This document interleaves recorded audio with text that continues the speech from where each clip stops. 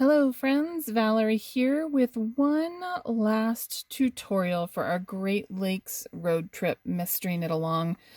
It's always both exciting and sad to see a project come to an end, but the best part is that now we get to wear our art. So what I have here is a swatch where I have started to bind off. I've got one of my beaded snowflakes here, and I'm getting ready to bind off with and make an icicle. And I prefer to bind off using a crochet hook. I actually use a crochet hook a lot of the time when I bind off. And let me show you why I like it so much. So I can hold it just like a knitting needle and insert it into the stitch just like I'm knitting, and then when it's time to pull that stitch through, it makes it super easy to do. So a lot of times, even if I'm not doing fancy little icicle things, I still bind off using a crochet hook. So I'm binding off. I'm working to keep this loose because I want the edge of my shawl to have a little bit of a stretch. It's always it's never fun to have it be super tight at the edge. All right, so here's what we do. When we get to the stitch where we're going to make the icicle, and it's easy to identify because we made this line of stockinette stitches through the garter, we're going to go ahead and bind off that stitch. And from here, we're going to drop the knitting needle, and this is where we're going to crochet. I'm going to move the yarn to my other hand just because that's what I do. That's how I hold my yarn when I'm crocheting. And I'm going to pull the needle through so the tip is not in the way. Now I'm going to do 15 chain stitches with the crochet hook. And all that basically means is that I'm going to wrap the yarn around the hook and I'm going to pull that through the loop. So that was 1.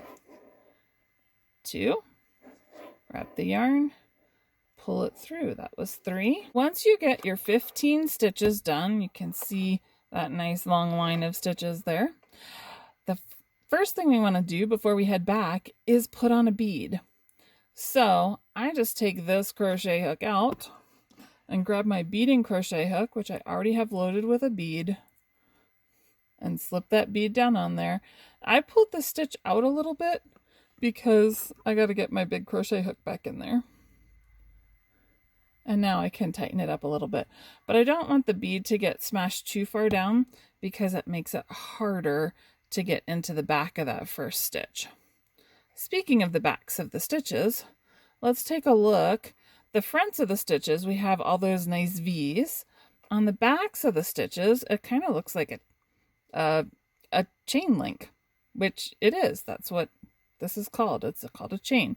So what we want to do is we want to go under the bump of the first stitch, and I use my fingernails to help me get that up and over.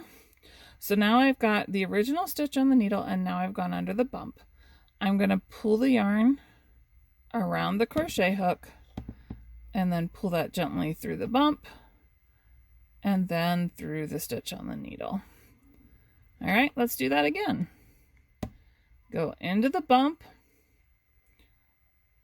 bring up the loop of yarn through the bump, through the stitch, and do it again. In the next bump, we're going to insert the crochet hook, wrap the yarn around the hook, bring it through the bump and through the stitch. You're going to do that 15 times to get all the way back to where we started.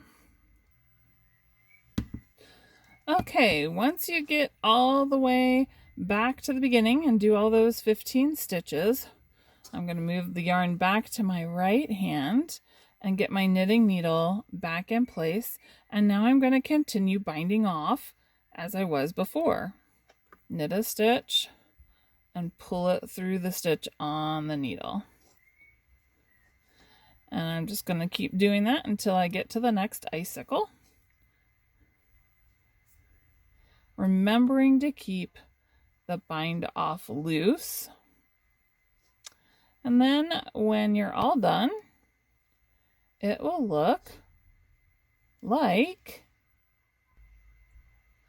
this. Yay! So here's my snowflake, and I've got the line down through the garter stitch, the couple of yarn overs to give a little bit of a point that leads into the icicle with a little bead on the tip. So there you have it. The end of leg 9 and the final step of the Great Lakes Road Trip Mystery Knit Along.